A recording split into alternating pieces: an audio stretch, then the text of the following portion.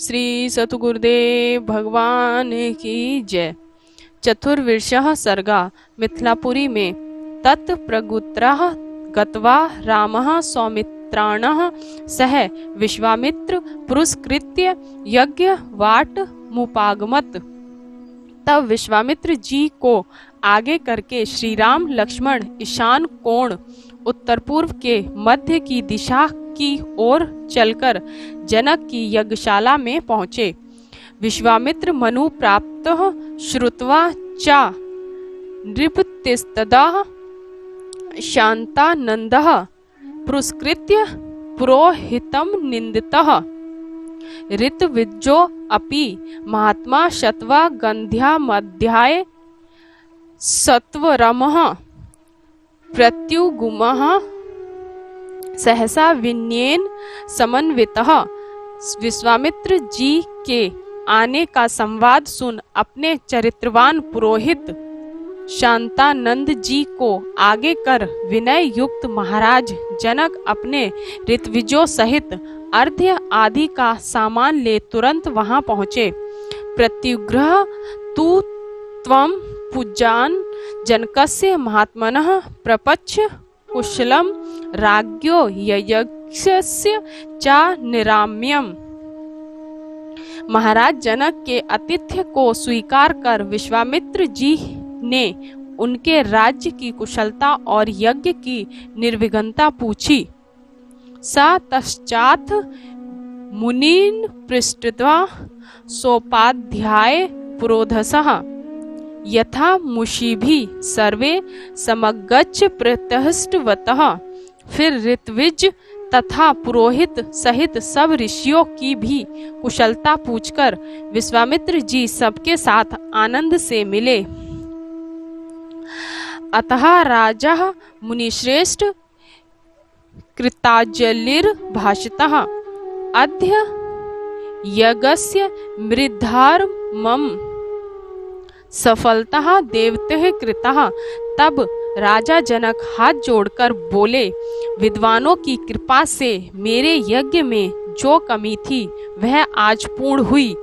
अद्य यज्ञफलम प्राप्तम भगवा दर्शनम्यः धन्यो अस्मि नुः गृहीतो अस्मि यशस्य मे मुनि पुग्वः यगो पसदनम ब्राह्मण प्राप्तो अस्मि मुनि भी सह। भगवान आज आपके दर्शन कर मुझे यज्ञ का फल प्राप्त हो गया। आपके मुनियों सहित यज्ञशाला में पधारने से मैं धन्य और अनुग्रहित हुआ। इत्युक्त्वा मुनि शार्दुल प्रहस्त वचन तदः पुनस्त परिपच्छ प्राजलि प्रयांतो नृपः। विश्वामित्र जी से ऐसा कह प्रसन्न मुख हाथ जोड़कर उन्होंने पुनः पूछा, इमो कुमारो भद्रं ते दैवितुल्य पराक्रमो गज सिंह गति वीरो शार्दुल वृषा भोपामयो पत वैशालाक्षो खदः तूणी धुनो धरो अश्विना विव रूपेण समुत्थित यौवनो कतः पद्यामिः प्राप्तो भूष्यन्तामिव देशम कस्य पुत्रो मुनिश्रेष्ठ श्रोतुमिच्छामि तत्वतः। भगवान आपका कल्याण हो। ये दोनों कुमार पराक्रम में देवताओं के समान हैं। ये गज हाथी सिंह शार्दुल और भृशम सांड के समान गति वाले हैं। दोनों ही वीर हैं। इनकी आंखें कमल के समान विशाल हैं। इन्होंने तलवार तरकश और धनुष धारण किए हुए हैं। सौंदर्य में ये अश्विनी कुमारों के समान हैं। इनका यौवन फूट रहा है। इस देश को शोभायमान करते हुए ये पैदल ही क्यों आए हैं? हे मुनिश्रेष्ठ, ये किसके पुत्र हैं? यह सब मैं जानना चाहता हूँ। तस्य द्वचन श्रुत्वा जनकस्य महात्मनः निवेद्यत महात्मानो पुत्रो दशरथस्य तो सिद्धाश्रम निवासिनः च राक्षसना वधः तथा महाधनुष जिज्ञासः क्रतुमागमन तथा महाराज जनक के ये वचन सुन विश्वामित्र जी कहने लगे, ये दोनों महाराज दशरथ के सुपुत्र हैं। ऐसा कह उन्होंने उन दोनों का सिद्धाश्रम में रहना और राक्षसों के वध करने का वृतांत कहकर यह भी कहा कि ये आपके धनुष को देखने आए हैं।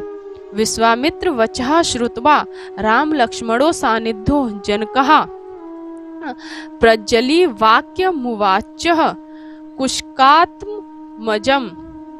विश्वामित्र जी के वचनों को सुनकर श्री राम लक्ष्मण के सामने राजा जनक ने हाथ जोड़कर कौशिक जी से कहा, धन्य पश्योयुरितो नो अस्मि यशस्य मे मुनि पुंगवः यज्ञ काकुतस्थ सहितः प्राप्त वांसी कौशिकः।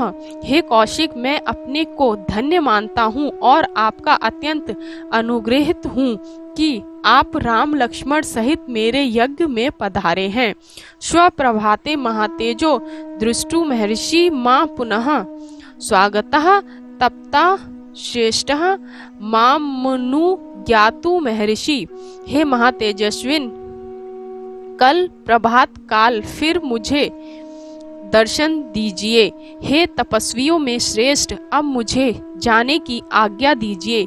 ए मुक्त्वा मुनिश्रेष्ठ विदेहो मिथिला दीपः प्रदक्षिणः चकाराथः सोपाध्याय सबांधवः। तदंतर महाराज जनक ने अपने उपाध्याय और बंधु बांधवों सहित विश्वामित्र जी की प्रदक्षिणा की और चले गए।